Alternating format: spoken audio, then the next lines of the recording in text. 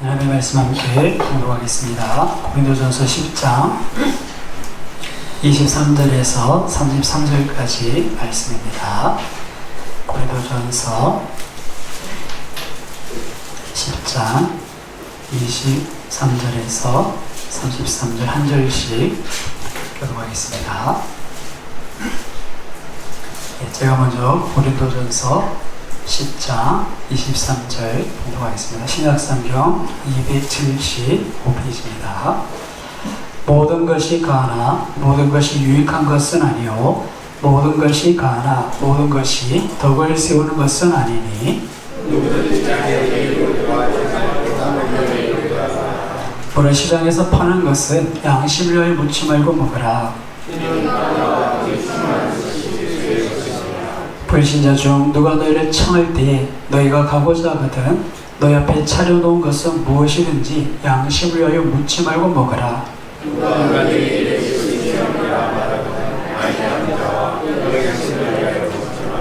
내가 말한 양심은 너희의 것이 아니요 남의 것이니 어찌하여 내 자유가 남의 양심으로 말미암아 판단을 받으리요.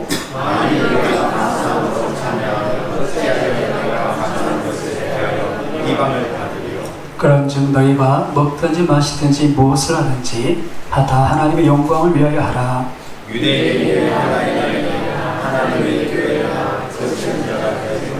함께 보겠습니다. 나와 같이 모든 일에 모든 사람을 기쁘게 하여 자신의 유업을 구하지 아니하고 사람의 유익을 구하여 그들로 구원을 받게 하라. 아멘. 오늘은 자유의 종이라는 제목으로 말씀을 살펴보도록 하겠습니다.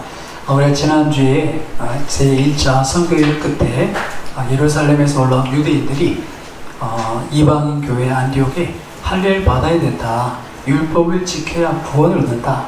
그런 이유로 인해서 교회가 예루살렘 교회에 이것을 문의하게 되고 예루살렘 교회는 우상의 제물을 먹는 것, 또 그들이 음행하는 것, 그리고 목매달아 죽인 것과 피치의 짐승을 먹는 것에 대해서 금하고 그리고는 이방인 교회에게 진리 안에서 자유케 된 그 자유를 이렇게 선물해 주는 것을 살펴봤습니다.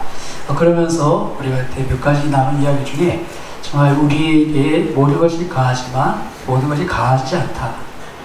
그것이 유익이 된지 덕이 된지를 살펴야 된다는 말씀을 드렸는데요. 그런 의미에서 오늘 제목처럼 자유가 우리에게 주어졌지만 우리 여전히 자유의 종이다 하는 것을 기억해야 합니다. 여러분, 자유하고 종하고 이게 서로 연결시 반대되는 말이지 않습니까? 자유와 종은 반대되는 말입니다. 옛날에 영화 중에 살인의 추억 그런 영화가 있었는데 살인이 추억일 수 있습니까? 그는 나쁜 기억일 수 있어도 추억일 수는 없는데 묘하게 그렇게 단어를 배치한 영화가 있어요. 그 내용들을 이렇게 좀 부활시켰다 생각하는데요. 우리에게 주신 진리는 우리에게 자유를 주셨지만 종으로서의 그 더 나은 자유를 우리에게 주신 것을 기억해야 합니다. 한번 따라해보겠습니다. 나는 자유의 종이다. 그리고 그냥 나는 자유인이다 이러면 다 좋겠는데 하나님은 그렇게까지 내어드리지 않으시고 정말 자유한데 자유의 종이다 그렇게 말씀하셔서 우리에게 주신 자유에 대한 것에 대해서 우리가 지혜롭게 감당해야 될 것을 말씀하십니다.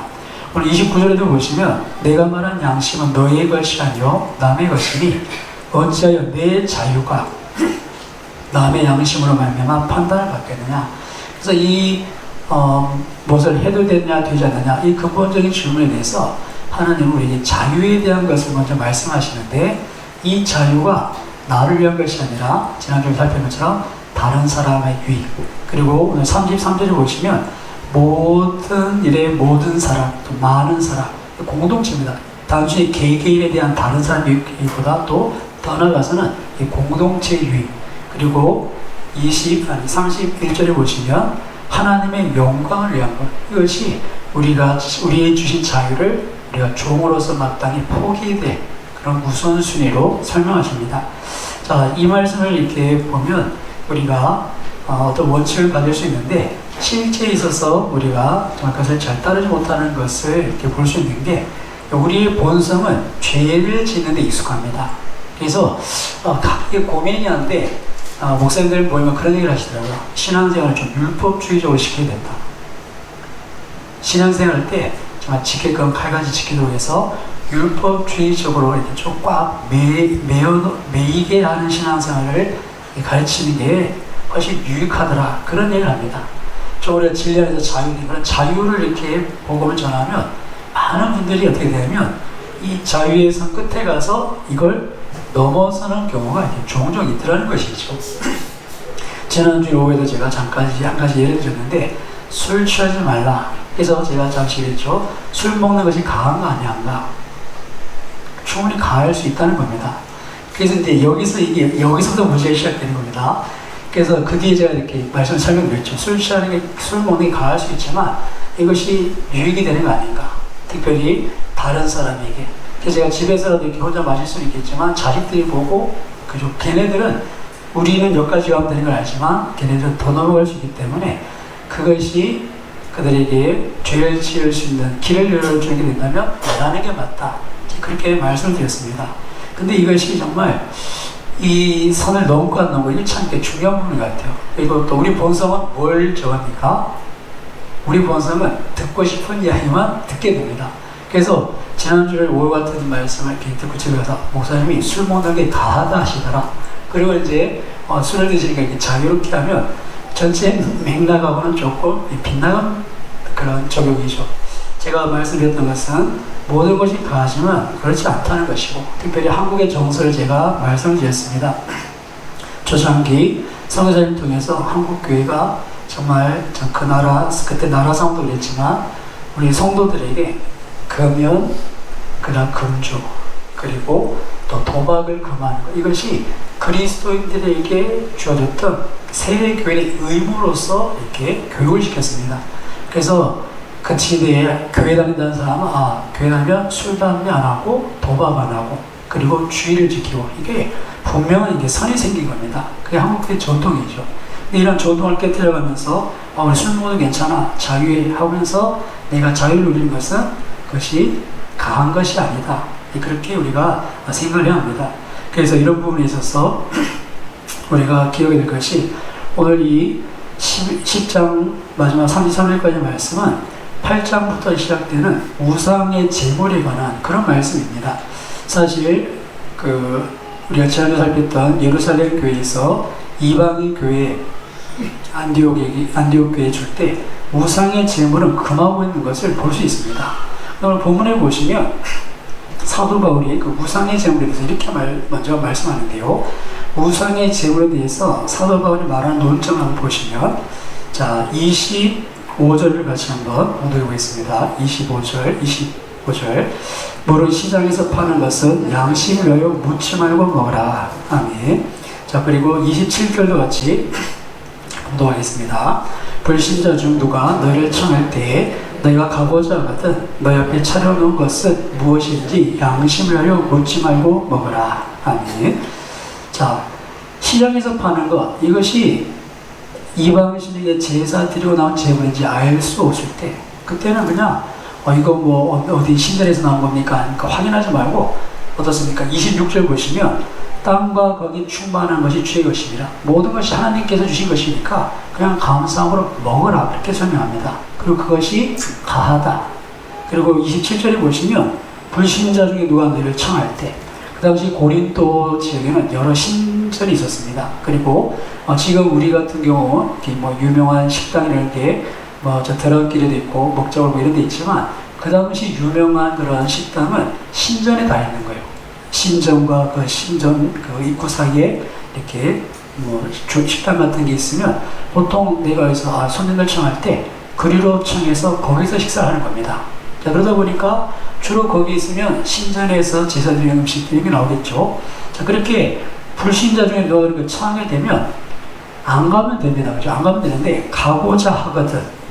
내가 정말 이 사람 초청을 내가 거부할 수 없는 그런 사람이고 그런 관계여서 그런 자리에 가게 되거든. 어떻게 하라는 겁니까? 너 앞에 차려놓은 음식은 무엇이든지 묻지 말고 먹어라. 왜 그렇습니까? 26절이 이유입니다. 모든 것은 하나님 주신 거니까. 그죠? 땅과 거기 충만한 것이 다 주신 것이고 우리에게 먹거리를 주셨기 때문에 먹으라는 겁니다. 자, 자, 그러면 제 질문을 드립니다. 제사들이 음식을 먹을 수 있습니까? 없습니까? 자, 먹을 수 있다 생각하시는 거는 오른손, 먹으면 안 된다고 생각하시면 왼손입니다. 자, 하나, 둘, 셋. 네, 손 들어주십시오. 오늘 서대 바울의 25, 27절 말씀은 먹어도 된다는 겁니다. 왜요? 이유는 우리가 우상한테 절했다고 생각하지만 우상인 것 자체가 없다는 겁니다. 우상은 자체가 없고 오직 유일하신 하나님밖에 없으시고, 그리고 이 모든 것은 하나님께 우리에게 주신 것이기 때문에 감사함으로 받으면 된다는 겁니다. 이게 첫 번째 원리입니다. 자, 그런데 거기서 끝나지 않고 바울이 계속해서 무엇을 얘기하시냐면 양심에 대한 얘기를 합니다. 우리 28절 같이 봉독해 보겠습니다. 누가 너희에게 이것이 재물이라 말하거든 알게 한 자와 그 양심을 하여 먹지 말라. 아멘. 어떤 사람이 그리스도인인데 저 사람 얼마 전에 개종해서 예수를 믿는다고 하는데 여기 와서는 식당에 와서는 이 고기를 먹는 거예요. 그래서 이거 얼마 전에 무슨 신한테 제사 드리고 나온 그건데 그러면 어떻게 하는 겁니까? 저 사람이 그 사람의 양심에 어떻게 그리스도인이 이 음식을 먹을 수 있는가 이렇게 시험이 될까봐 그걸 방지하기 위해서 그 사람의 양심을 위해서 먹지 말아라. 두 번째 원리를 주는 겁니다. 다 먹을 수 있는 자유가 되긴 있지만 다른 사람이 시험이 될 것 같고 다른 사람이 죄를 짓게 될 것 같으면 먹지 않는 것. 이것이 우리 두 번째 주시는 원리죠. 자, 그렇게 해서 30절에 말씀합니다. 만일 내가 감사함으로 참여하면 내가 어찌 감사하는 것에 비방을 받겠느냐. 하나님께 내게 주셨다고 해서 먹으면 비방받지는 않겠지만 중요한 건 뭡니까? 그것이 아니라 다른 사람의 유익. 그래서 이것이 우리에게 우상제물, 이방인 교회에 주셨던 말씀에 금했던 이유가 그것이죠. 먹을 수는 있지만 이방인 교회에 유대인들이 있고 이방인이 섞여 있을 때 유대인들은 절대 용납이 안 되는 게, 그게 자라나면서 배운 율법이 뭡니까? 우상의 제물 절대 먹지 말라고 있거든요. 우리 정원이가 이렇게 계속 어릴 때부터 몇 대째 집에 내려오신 분들은 정말 이렇게 우리가 생각해서 이렇게 정말 이렇게 저 정도쯤 해도 되지 않을까 싶은 게 장로님 선생님 이렇게 절대 안 되는 게 있으세요. 그런 게 있을 수 있어요. 왜 그렇습니까? 벌써 몇 대째 기독교 집안에서 신앙되는 게 있기 때문에 보고 들은 게 있고, 그래서 우리가 이렇게 충분히 자유롭다고 얘기할 수 있지만 절대 그 세대에서 받지 못하는 게 있습니다. 장로님도 이해 못하시는 게 많이 있으시죠. 이게 이런 건 뭐가 진리냐? 그럴 때 뭡니까? 서로가 내 자유가 아니라 다른 사람들의 양심을 위해서 내가 내 자유의 종이 되는 것. 내가 자유자로 내 주장을 하는 게 아니라 종으로서 내 생각을 굽히는 것이 그게 강한 것이고 유익한 것이다. 이것이 신앙생활의 일반적인 원리입니다. 자, 이것이 일반적인 원리인데요. 그 다음에 여기서 머물지 않고 사도 바울은 이제 더 적극적으로 지난주에 잠시 살펴봤지만 31절을 이야기하죠. 아까 33절에서 모든 사람, 많은 사람 유익, 공동체를 유익을 구하는 것. 이것이 이제 개개인의 문제에서 우리 개인적으로 가할 수 있고 그런 부분이 있지만 교회를 생각하고 하나님 나라를 생각할 때 공동체를 생각할 때 내 자유도 포기할 수 있는, 종으로 돌릴 수 있는 그런 원리를 이렇게 두 번 제시합니다. 그러나 그 모든 것에 있어서 결국 마지막 최종적인 원리가 31절인데요. 31절 같이 봉독해 보겠습니다. 그런 정 너희가 먹든지 마시든지 무엇을 하든지 다 하나님의 영광을 위하여 하라. 아멘. 자, 무엇을 먹든지 마시든지, 그러니까 뭘 하든지 간에 무엇이든지 하나님의 영광을 위하여 하는 것이 우리의 신앙 원리다 하는 것입니다. 여러분, 먹는 것 마시는 것 자유권이 자유가 있습니다. 그죠? 먹는 것 마시는 것. 그 어떤 것이라도 이렇게 다 포함이 됩니다. 하지만 그 모든 것을 할 때 분명한 우리의 지향점, 하나님의 영광이 되는가 아닌가, 이것을 따져야 된다는 겁니다. 여러분 보십시오. 무엇을 하느냐가 중요한 게 아니라 우리가 어떤 자세로 그것을 하느냐가 중요합니다. 여러분 한번 기억해 보십시오. 우리가 기도를 합니다. 근데 기도를 하는 게 중요한 게 아니라 어떤 자세로 기도를 하느냐가 더 중요할 수 있습니다. 우리가 예배를 드립니다. 근데 예배를 드리는 것조차도 어떤 자세와 어떤 마음가짐으로 예배하느냐가 더 중요할 수가 있다는 겁니다.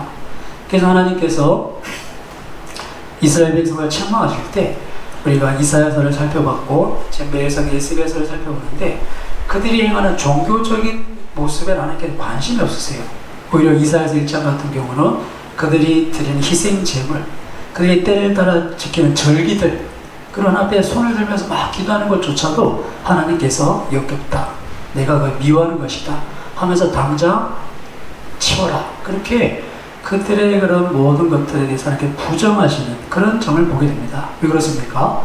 그렇게 하고는 있는데 마음의 중심이 딴 데 있다는 거예요.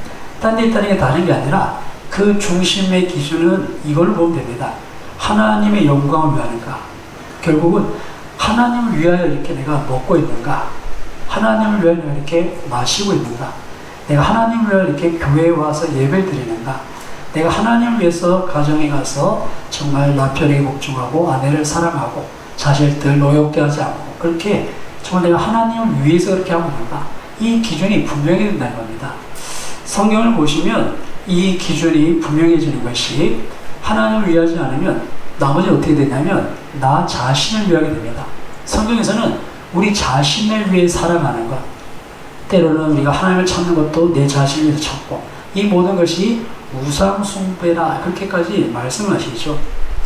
그래서 출애굽기 32장에 보시면 이런 일이 있습니다. 출애굽기 32장에 이스라엘 백성들이 광야에서 하나님과 언약을 맺고 모세가 시내산에 올라가서 하나님의 율법을 받아오는데 40일의 시간이 걸립니다. 그때 이스라엘 백성들 밑에서 있다가 이런 이야기를 하죠. 모세는 어디 간지 모르겠고 우리가 지금 이렇게 광야에서 시간을 보내고 있는데 이럴 게 아니라 우리를 위하여 신을 만들자, 그런 제안을 합니다. 32장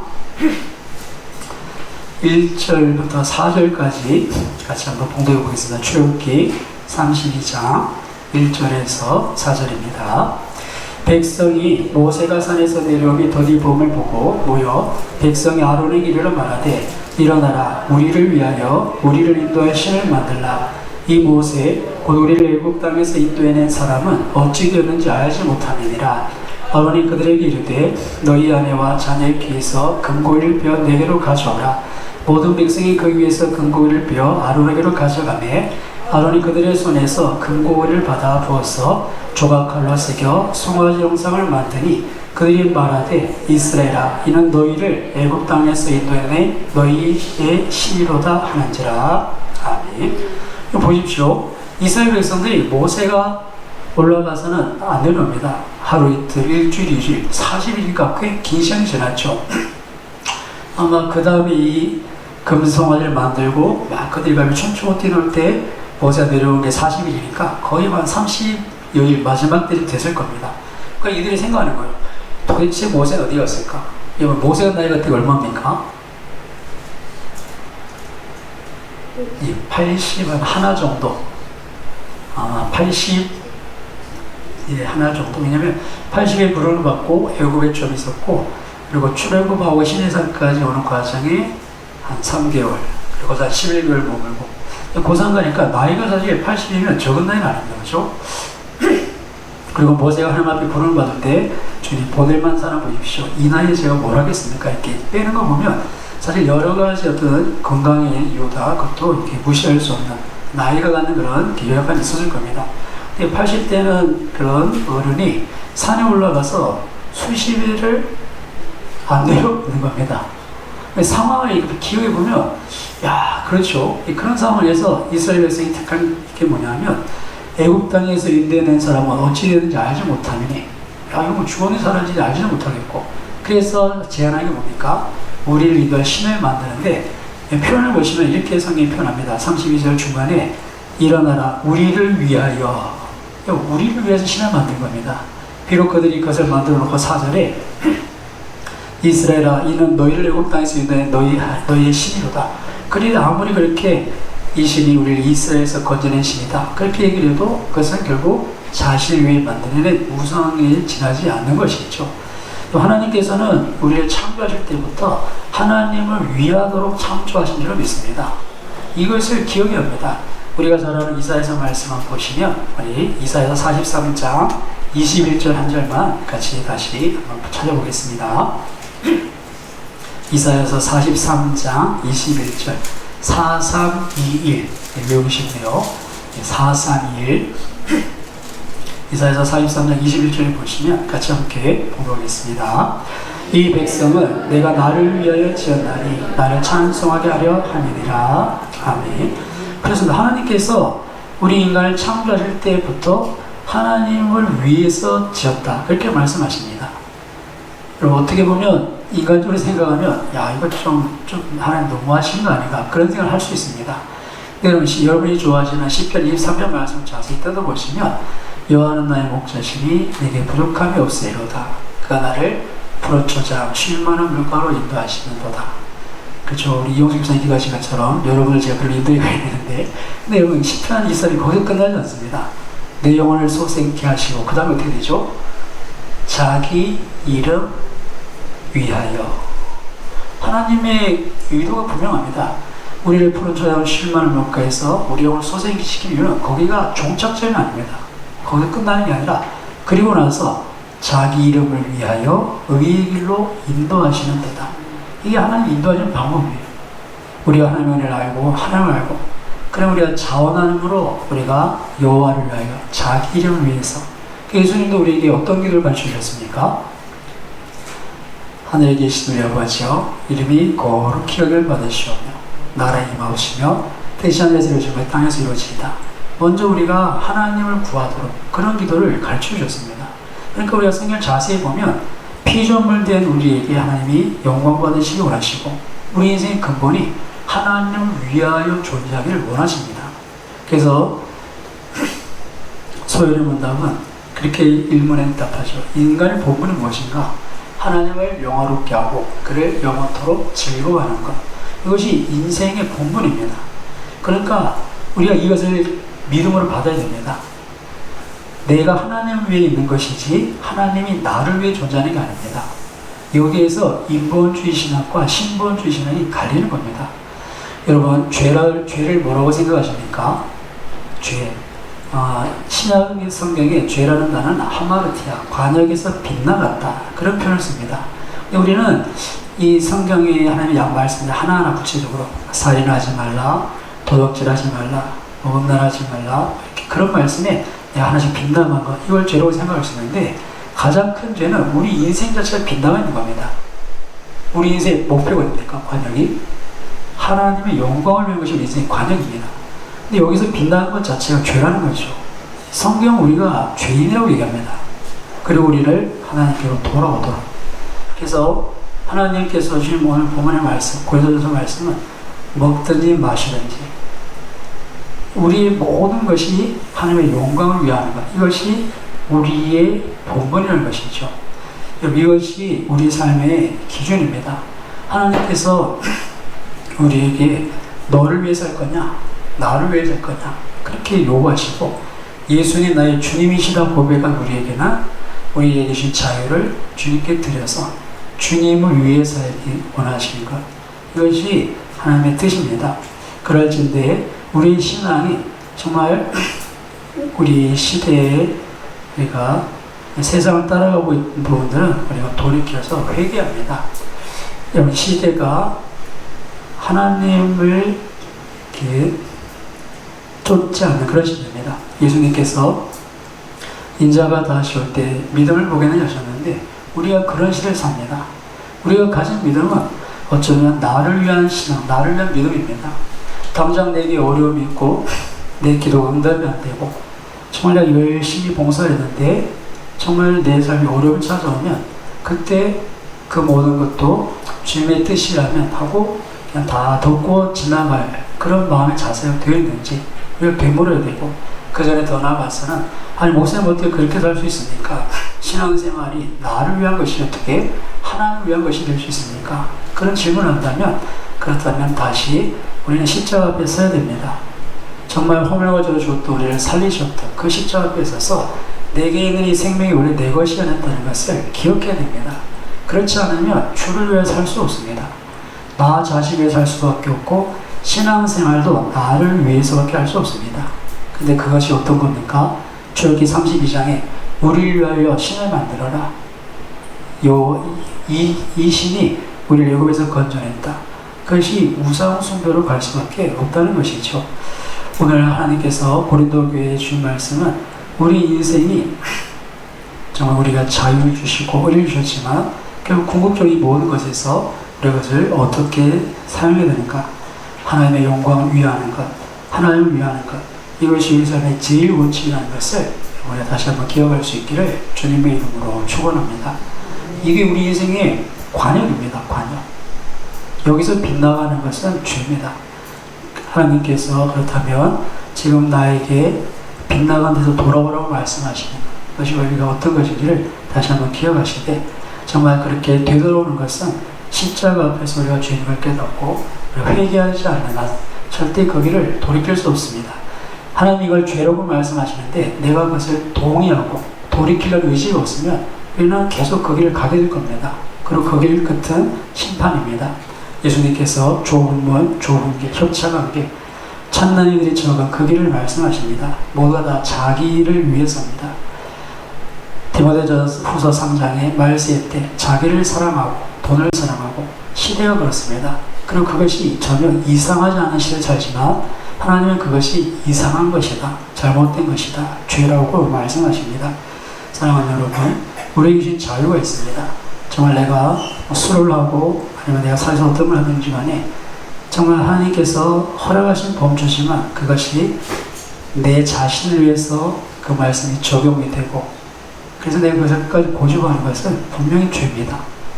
목사님, 어디 성경이 그렇게 여러분이 그 모든 선택 기준에서 정말 하나님의 유익과 영광을 구하지 않고 내 자신의 욕심을 따라 선택했다면 모든 것은 다 죄입니다. 가할 수 있지만 죄가 된다는 것을 잊지 마시고, 하나님 우리가 정말 이 어린아이 쪽에서 벗어나고 정말 우리가 더 나아가서 저를 기쁘시게 하는 데에 마음을 드릴 수 있는 그런 성숙한 신앙으로 또 더 나아가 하나님 일꾼으로 서도록 하나님 우리 마음을 받아주시고, 또 우리 가운데 다시 그 구원의 감격과 십자가를 새롭게 해주옵소서. 이것이 저와 여러분의 간절한 소망 되시기를 주님의 이름으로 축원합니다. 함께 기도하겠습니다. 우리가 마지막 시대에 믿음 없는 시대를 삽니다. 정말 저도 이렇게 보면 내가 많이 세소가 되었다, 제가 가진 신앙이 매우 인본주의적인 신앙이구나, 그런 생각을 요즘 하게 됩니다. 정말 말씀으로 어디까지 이렇게 적어야 될지 저에게 고민이 좀 있습니다. 하나님의 분명하신 뜻이 있고, 또 그럼에도 불구하고 하나님께서 우리 연약한 대로 우리를 대해주시는 은혜가 있습니다. 그 은혜와 하나님의 말씀 사이에 하나님 우리에게 믿음을 주시고 지혜를 주시옵소서. 하나님 우리를 사랑하시는 것, 또 우리가 하나님의 영광 위에 살게 하는 것조차도 하나님 우리를 창조하신 창조의 우리를 따르는 것이라서 그것이 가장 복된 삶이 된다는 것, 우리가 신뢰하고 믿음으로 그렇게 그 일을 갈 수 있도록 말씀을 생각하시고 기도하시고, 주님 우리의 마음의 중심이 주님께 향하게 없어서 같이 기도하시고 제가 한번 기도하겠습니다.